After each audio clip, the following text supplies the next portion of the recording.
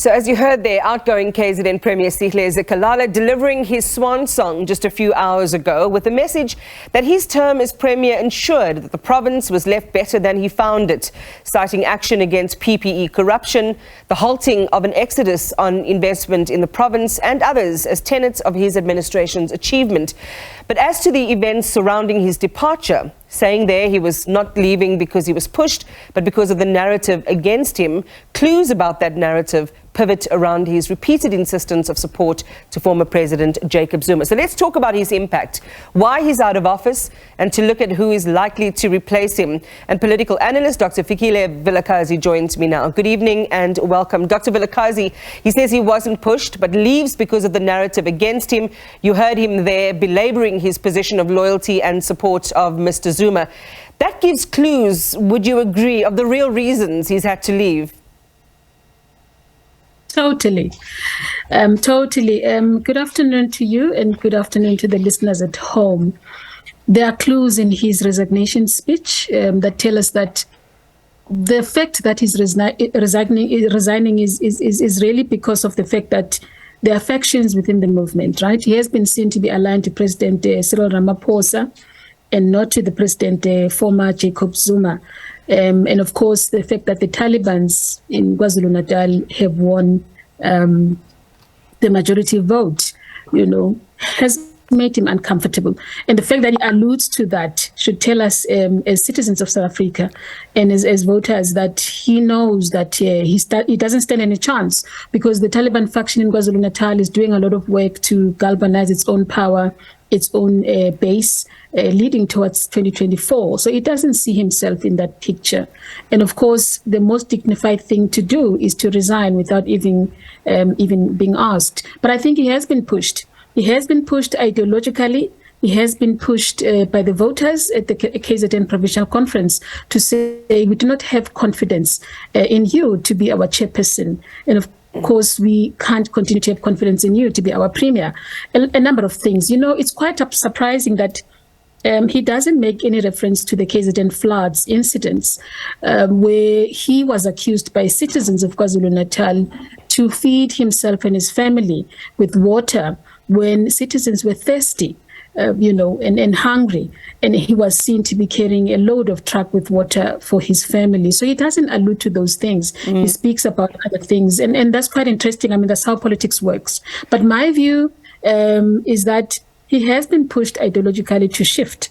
And there was no way he could resist it. I think it was just too hot for him to stay in the Taliban's leadership. Yeah, I mean, he does have his own narrative about, let's call it the water truck gate, in a manner of speaking, and did say very clearly at the end of that news conference that he leaves without any, allegations leveled against him.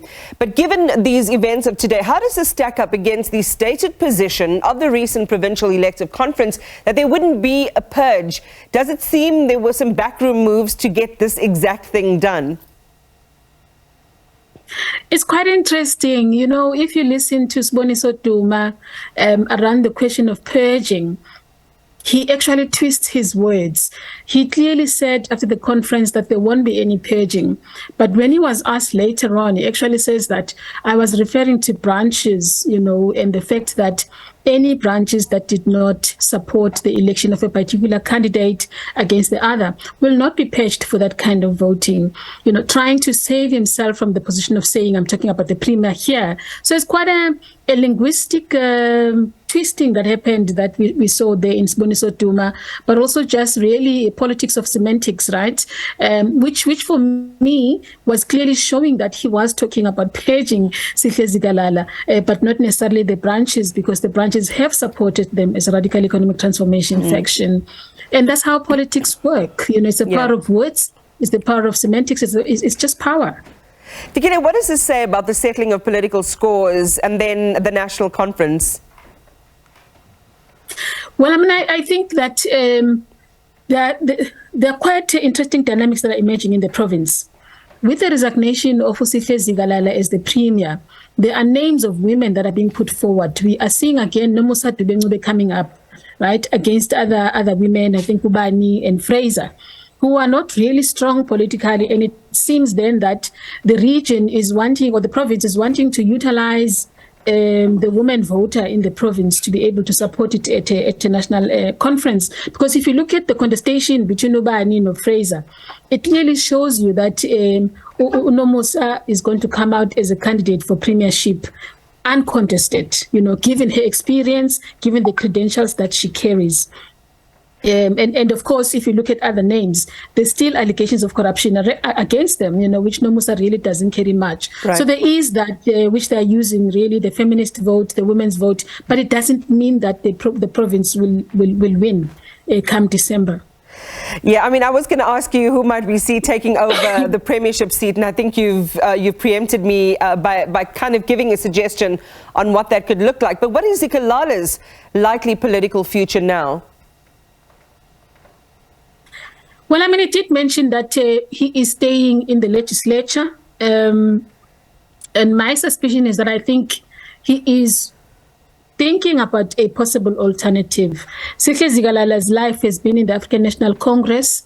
He has grown in the African National Congress. And I think he's like any other leader, like you see with the Democratic Alliance, people like Bokana, Bombalintuli, Herman Mashabas and so on, who are really imagining an alternative. But because he can't really live outside of the African National Congress, he is likely going to stay at the legislature, which also should raise questions for us as South African citizens.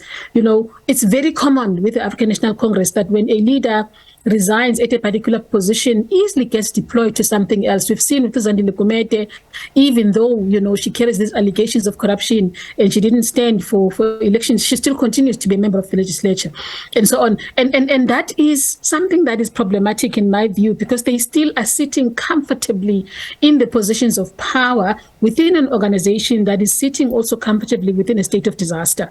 And that is something that we need to think about as we go towards December elections, to say, are we willing as South Africans to be led by an organization that really is finding this level of comfort in a state of disaster, that does not services the needs of the people, that is sitting comfortably when people are hungry, that has got audacity to feed itself when the rest of the nation is starving, when the rest of the nation is thirsty, when the rest of the nation is in darkness, So those are really critical citizenry questions that we are faced with in this resignation in KwaZulu-Natal as a province, but also leading towards 2024. What does this mean, right? Do we need the Taliban to continue to lead the ANC? Do we need the ANC to continue to lead the nation? And what are the issues there that are sitting for us? And I think it calls really for agency.